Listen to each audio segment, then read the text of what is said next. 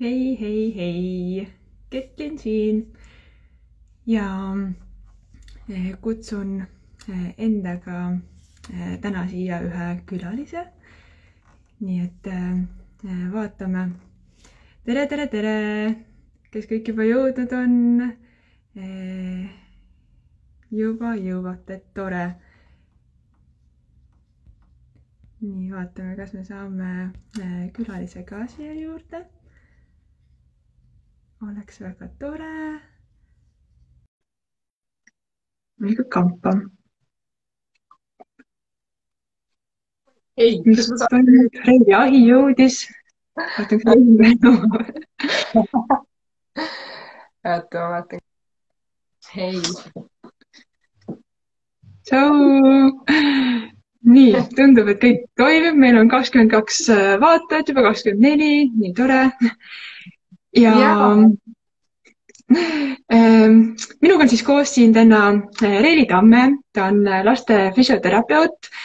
Haldab sellist kontot nagu Samm-sammult. Ma arvan, et väga paljud on sealt juba väga kasulikku infot saanud lapse arengu kohta just esimesel eluaastal.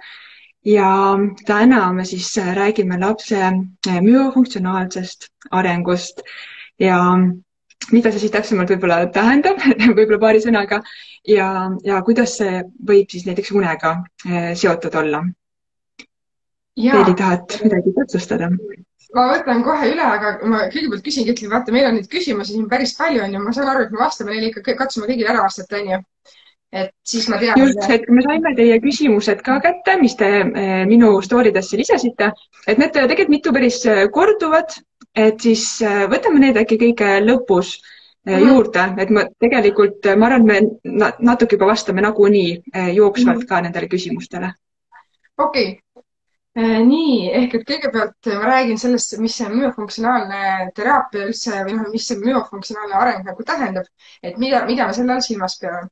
Tegelikult on see pikem sõna, see on orofatsiaalne, oro nagu suu ja fatsiaalne nagu nägu ja see müofunktsionaalne tähendab siis lihast ja funktsiooni. Ehk et see tähendab kõike seda, mis on seotud keele, hammaste, igemete, lõua, näoga üldse kokku ja kõige selle funktsiooniga. Ja see on nagu uus teraapia variant, et seda meil ei ole Eestis selliseid terapeute otseselt, meil on ümber õppinud kas logopeedid, juurde õppinud logopeedid või füsioterapeudid või mõnikord ka hambaarstide assistendid. Ja miks see nagu hästi oluline on see, et tegelikult me suhteliselt vähe pööratakse tähelepanu sellele, et lapsed ja täiskasvanud peaksid hingama läbi nina ja mitte ainult, et läbi nina ja suu lahti, vaid et see tähendab seda, et suu on kinni ja keel on õiges puhkeasendis. Et kui sa nüüd ise ka mõtled, kus su keel praegu on, kui suu on kas kinni või lahti, siis kuidas kellelgi, minul on ta all ja see on vale, et tegelikult peab olema siin hammaste taga üleval ja see peab hakkama kujunema juba imikuajast saati. Muidugi imiku suu ehitus on hoopis teistsugune, see pehme suulagi ja kõik on veel välja kujunemata, aga meil on oluline, et ka imik hakkaks et tema suulagi kujuneks samasuguses tingimuses, et keel kogu aeg puhkab seal ja kujundab seda suulage. See annab nagu impulsi suulaele õige laiusega kasvada, hambakaared kasvavad õigesti, piisavalt laiad ja keel on kogu aeg toonuses ja töötab õigesti, et see on see, miks me tahame, et oleks suu hingamine või nina hingamine, et suu hingamist ei ole, et lihased töötaksid väga nagu koordineeritult ja õigesti seal suus. Just. Ja mis, mitte et hirmutada, aga et mis see probleem on, kui me ei saa seda nagu õigeks nii-öelda, on see, et keel on all, keel on tavaliselt hüpotoonuses, ta lükkab hambaid valesti, ta neelamisel töötab valesti, hambad võivadki nagu, võib tekkida erinevaid hambumushäireid ja kogu suu lihaskond jääb hästi lõdvaks ja suu ringlihas jääb lõdvaks, sest et ta ei olegi harjunud üldse ennast kinni hoidma. Ja siia lisandub see une küsimus, et kui me magame ja hingame läbi suu ja oleme pikali, siis kui meie lihased on hästi lõdvad ja keel ei ole puhkeasendis suulaes, siis tegelikult kogu see pehme kurgulae osa nagu vajub, võib vajuda, täiskasvanutel on seda nagu rohkem nähtud, on ju, et ta vajub nii-öelda hingamisteedele ja sealt tuleb see norskamine, et inimesel on hingamisteed korraks kinni, siis ta norsatab korraks, avab jälle hingamisteed nii, et see pehme suulagi laseks õhul liikuda. Et beebidel tõesti ei ole neid uneuuringuid tehtud, selles suhtes on keeruline, ilmselt mingeid on, aga teadusuuringuid on vähe. Aga tegelikult see hingamismuster õigesti, suu kinni, on oluline nii beebidel kui täiskasvanutel, et seda, kui palju ta mõjutab, on alati raske öelda, et kui palju, mitu protsenti täpselt unehäirete põhjustest on selle suu hingamise taga, aga see on üks oluline asi, mida me peaksime tähele panema ja ennetama ja mõtlema selle peale, et miks ta suu kaudu hingab, neid põhjuseid on hästi palju, miks beebi võib suu kaudu hingata.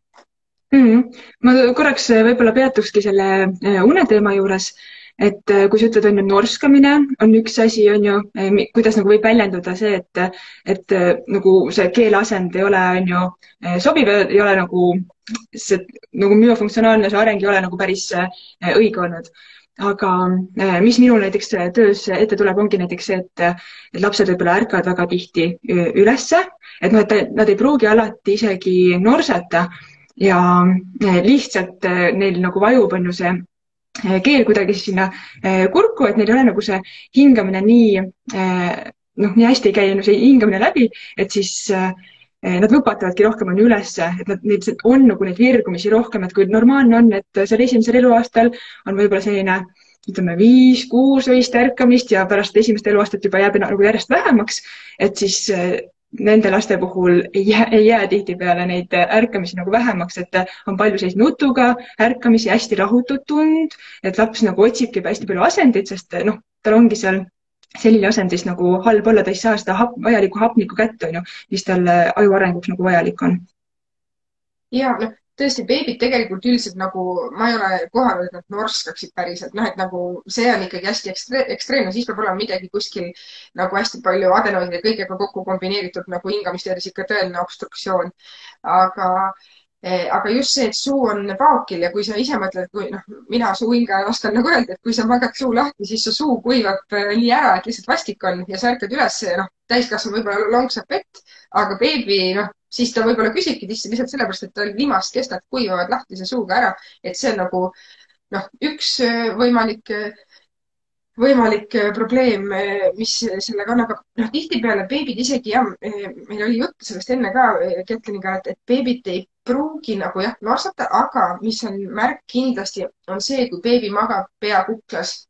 Et kui ta lükkab kogu aeg oma pea kuklasse, seda sa ilmselt võid näha, kui näiteks beebil on nagu, sest siis ta nagu vabastab oma selle hingamist, et saaks paremini õhku kätte. Aga kui beebil ei ole nagu ja sa märkad, et kogu aeg kas külje peale keerab pea ära ja magab pea kuklas, siis see tegelikult seal on mingi küsimus, et kas tal äkki on adenoidid liiga suured, kas tal põhimõtteliselt kas tal on hingamisteed piisavalt vabad, et rahulikult magada, et võiks saada magada sirgema peaasendiga. Et see on üks asi. Just, et meie alati nagu nõustamises ka küsimegi, et mis asendis laps magab, kas ta magab suu kinni, kas ta magab vaikselt, ehk siis terve laps magab suu kinni, enamasti selili või kõhuli, sirges asendis, ei siple liiga palju, vahepeal virgudes on ju liigutab ja siis suu on kinni, et seda me tavaliselt nagu jälgime. Aga sa mainisid on ju, et adenoidid näiteks võib olla see üks põhjus või suured suumandlid, et siis kurgumandlid, kuidas neid nimetatakse, et siis mis seda põhjustab üldse, et miks võib tekkida suu hingamist näiteks?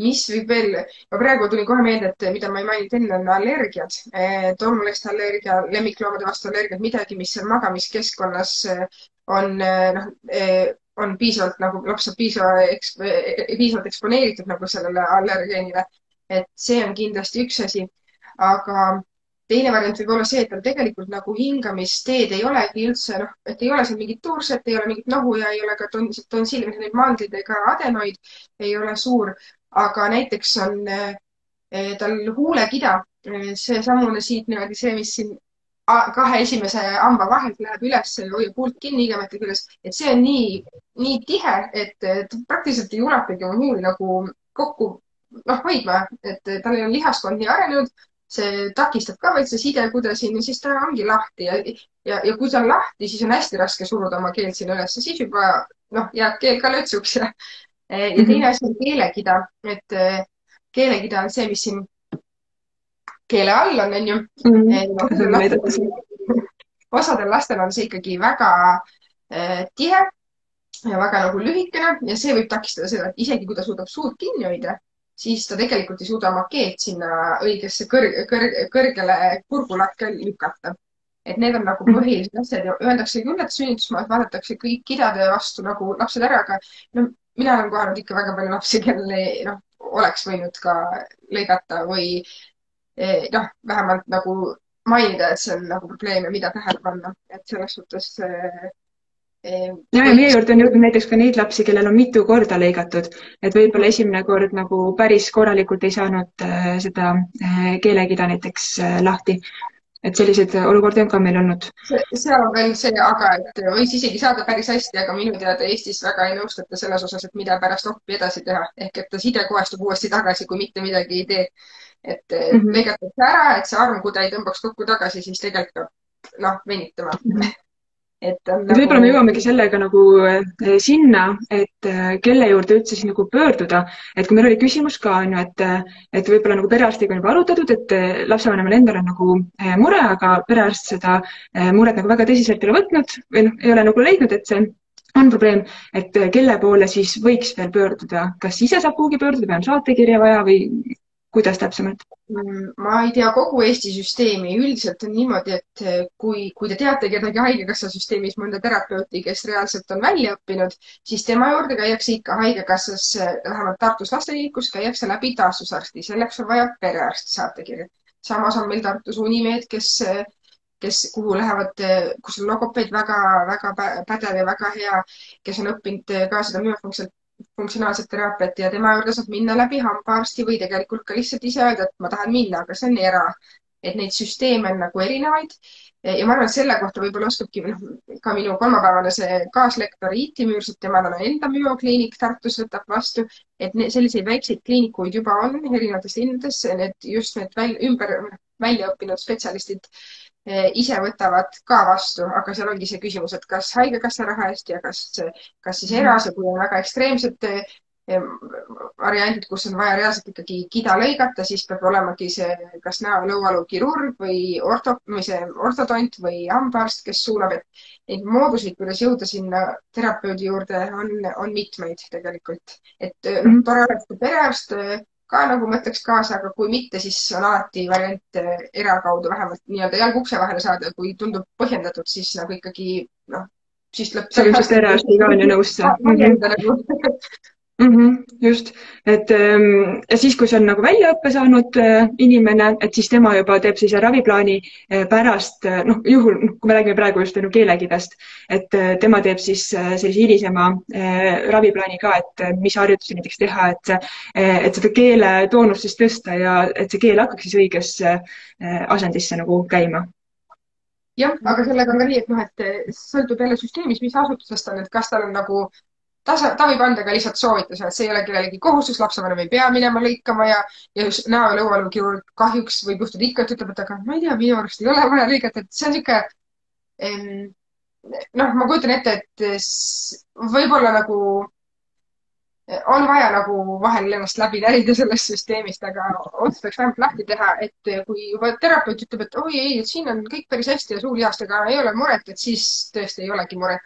Ja ega beebiga et noh, et kui me nüüd avastame näiteks 6-kuuse beebi, kellel on väga kinnine keelekida, siis on jällegi küsimus, et neid ei lõigata tihtipeale selles narkoosis enne 2 aastat. Lõigatakse kas sünnitusmaas või pärast 2 aastat, aga mida siis senikaua tähele panna, et me nagu maksimaalselt saaksime aidata tal neid lihaseid, noh, et nad nagu päris hüpotooniliseks ei jääks, et see on nagu ka küsimus. Ja siis on võimalik ikkagi siis ka on ju toetada, et võib-olla ei tehtagi on ju seda lõikust, aga siis lihtsalt mingite harjutustega saab ikkagi toetada. Nii, aga kuidas see... jah, hästi palju on ju küsimust luti kohta, et siis noh, võib-olla nagu mingid füsioloogilised on ju probleemid, ongi kas siis adenoidid, keelekida, huulekida, allergiad, noh näiteks ka need mõne toiduaine suhtes tundlikkus võib olla, on ju, et kui ema midagi sööb ja rinnapiimast siis laps saab, ma ei tea, lehmapiimavalgu talumatus näiteks, et siis võib ka on seda kõriturset olla rohkem ja rohkem sellist suu lahti hingamist.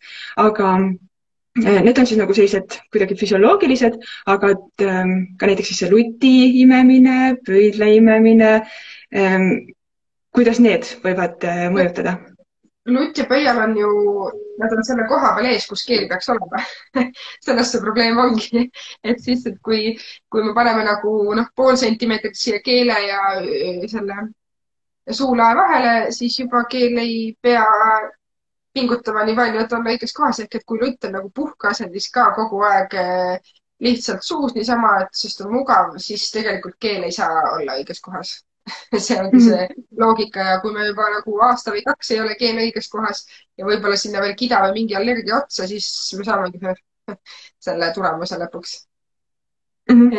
Aga kui palju nagu sinu hinnangul, palju seda lutti on siis okei, kui palju nagu et mis see tasakaal võiks olla või mida nagu jälgida, et tegelikult ju paljud kasutavad siiski lutti. Et mida mina olen tavaliselt soovitanud on see, et kui laps uinub, on ju lutiga, et siis saab võtta uneajaks lutt suust ära, et ta ei oleks nagu kogu aeg suus. Et kui ta nagu ainult uinumisel nagu rahunemiseks kasutab, ärkveloleku ajal ei ole kogu aeg lutt suus, et siis kas see on okei? Kas see on hea soovitus või pigem võiks ikkagi soovitada esimesel võimalusel üldse lutist loobuda? Magamiseks, kui see aitab jääda magama, siis see on olulisem.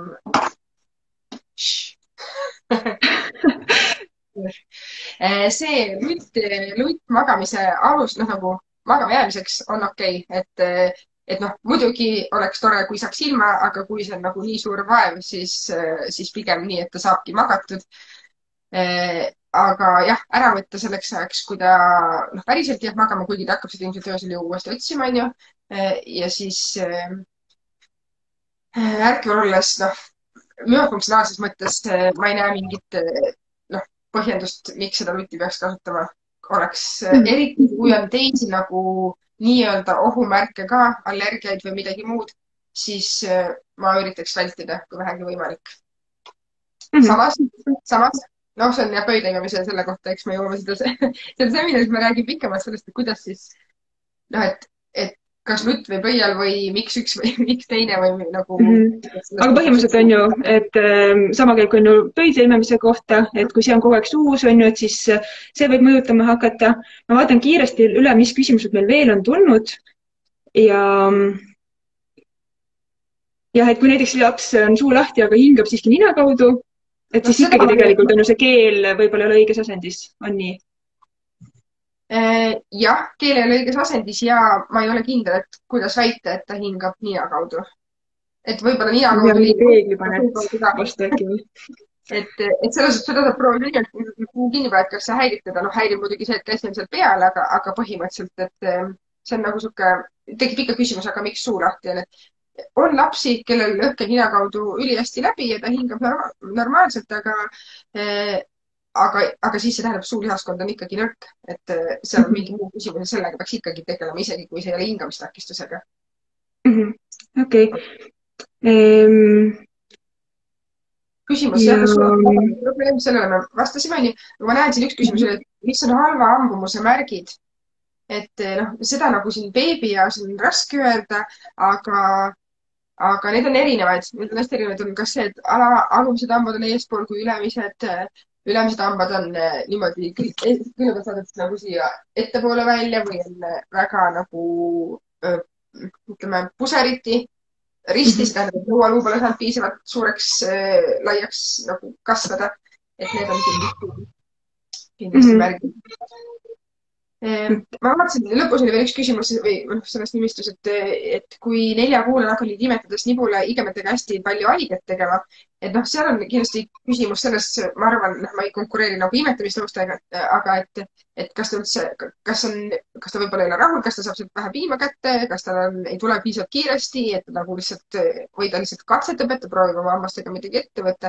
Aga kui see nagu pidevalt, nii et kõik toitmised on valusad, siis võib ka olla see, et võib-olla ta ei kasuta oma suulihaseid nii optimaalselt, ei tekita seda vaakumit nagu õigesti. Ehk see peaks tõenäoliselt oleks, on see nagu pikaaegne probleem, mitte niimoodi 4-kuusena järsku tekib.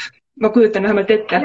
Aga kui 4-kuusena järsku tekib, siis see võib ka olla lihtsalt, et ta juba hakkab see hammaste lõikumise ebamugavus võib-olla ja ta lihtsalt nagu katsetab, ma hammastan sind. Ja kui ema sinna veel juurde reageerib ka, et siis on natuke võib-olla selline nagu see reaktsiooni jälgimine.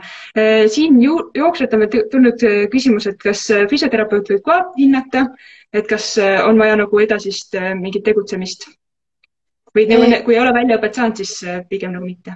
Minu kogemus näitab, et võib ja ekstreemsemaid juhtumeid märkab füsioterapeut ka, aga kui ta pole üldse teemaga kokku puutunud, siis võib-olla praktiliselt nagu ka meil omal lastekliinikus, et meil teatud logopeedid või teatud füsioterapeut käisid koolitusel ja teised on ikkagi sellega nagu vähem kursis ja nad ei pruugi seda märgata, et selles suhtes mõistlik oleks vaadata kellelgi, kes on juba selles osas nagu veidi õppinud. Füsioterapeutidele haridus senimaani nagu ei hõlma väga seda poolt nagu ülikoolis. Mul tuli ka kaaslane siia. Tõsi. Et allergia ja keelehoiak, et kuidas need seotud on, et mis mu enda nagu loogika on see, et kui tal ei olegi hea hingata, tal on nagu turse siin kurgus, sellepärast et tal on allergiat, et siis ta hakkab võib-olla proovima suu kaudu hingata. Ja siis võibki nagu tekkida see vale keele hoidmine ka. Vahepeal, kas allergia on nagu nina ülemistes hingamisteedes või siin kurgus, et igastahes tekib siuke tunne, et õhk ei käi piisavalt hästi läbi, et väga otseselt on seotud allergia valehoiakuga, sest allergikud, eriti kroonilised allergikud, vahetame, kui sul on õietulmuallergia, mis on paar nädalat aastas, see ei ole võib-olla nii hull kui see, et sul on nagu tolmuleste allergia, millele saad võib-olla kerge ekspositsioon kogu aeg terve aasta vältel ja siis lihtsalt sul ei jää muud üle, kui hoida kõik avad nii lahti, et natukenegi õhku tuleks, et otseselt on allergiat seotud sellega. Et allergikute puhul küll tasuks nagu jälgida ja just jällegi kombinatsiooni, et kas kida või suur või keelekida ka. Kui juba need kolm on koos, siis suure tõenäosusega võib tekkida teatud probleeme. Ja viimane küsimus oli, et kas on okei kasutada väiksemat lutti, kui on soovituslik, ehk siis kui laps oli näiteks 6-kuune, kasutab seal 0-2 kuuse lutti. Et see on nagu natukene väiksem, on ju? On väiksem, jah. Ma arvan, et kui seda kasutada nii vähe nagu, ütleme, minimaalselt. Ja kui seal ei käi neid lõkse, kui ta nagu hoiabki seda, seda vaakumit nagu normaalselt, siis ma arvan küll. Et laste suud on erinevad ju ka, et on tehtud 1-2 kuud, aga et mõnel lapsel on 3 kuusid väiksem suud või teisel 2 kuusid. Kui lapsele sobib ja see ei kuku kogu välja ja ei ole mingit plõksutamise hääle kuulda, et tõesti suudabki keele sinna kõvasti ümber tõmmata, siis on okei. Super, suur aitäh sulle, Reeli. Reeli korraks mainis ka siin, et ta tuleb kolmapäeval koos Itiga, kes on ka myofunktsionaalne terapeut, tuleb eraldi veebiseminar, et kestab kolmapäeval siis 11-12, et kindlasti, kellel on veel küsimusi oma lapse suu arengu kohta, siis seal saab veel rohkem infot juurde ja Reeli siis pakub beebiune jälgijatele sooduskoodi ka. Just, beebiuni, kui te lähete, siis ma saan aru, et sinu lehel on kuskil juba mingi link olemas või ei ole, tekib kohe stooridesse? Ma arvan, et kõige lihtsam on, et nad lähevadki lihtsalt sinu sammult Instagrami kontole, sealt leiab lingi sinu koolituse juurde ja siis saab kasutada koodi Beebiuni. koodi Beebiuni, siis on see seminar 15 euroga, et muidu on ta 20 eurot ja ma ikka, kes registreerivad, jõuavad veel, kui praegu tundus midagi küsimata või me ei vastanud päriselt, siis saab oma küsimusi täpsustada ja seal saab nagu põhjalikumalt arutada, et siis on meil tund aega seda teemat käsitleda. Et ma väga... Siin ka veel öeldakse, et näiteks alles 4-aastaselt on ju saadi diagnoos, kuigi palju sümptomeid oli. Et super, et sellega tegelikult tegeletakse järjest rohkem on ju, et see teema ikkagi nagu järjest nagu laieneb ja järjest rohkem on väljaõppinud inimesi ja siis suure tõenäosusega saab rohkem lapsi juba varakult tuge ka. Absoluutselt, ma kohe varsti jagan oma kontol, tekkis ka üks müofunktsionaalse terapeudi konto, nii et ma hoidke silma peal, ma jagan ka selle kohta infot, et ta hakkab järjest ma tundub aktiivsemalt tegutsema, et siis saab see teema nagu paremini käsitletud ja inimesed rohkem infot selle kohta leiavad. Super, aga suur aitäh kõigile, kes te siin olite, aitäh Reelile ja jah, et kes siis saab ja hiljem ma saan aru, et on järelevaadatav ka see kolmapäevane. Järelevaadatavaks jääb see vähemalt, meil see ei olnud aasta aega, nii et kes tunneb, et praegu veel võib-olla ei tea, et kas on vaja, siis tasub igastahes vaadata ja kelle lapsed on vanemad, siis tegelikult me ka, kuna IT tegeleb palju just seal 3-4 aastat lastega ka, et siis ka sealt neid nõuandeid me nagu jagame, et mida teha siis, kui beebieas juba võib-olla midagi maha sai magatud. Vot. Super, aga suur aitäh kõigile ja mõnusat päeva teile. Tšau! Tšau!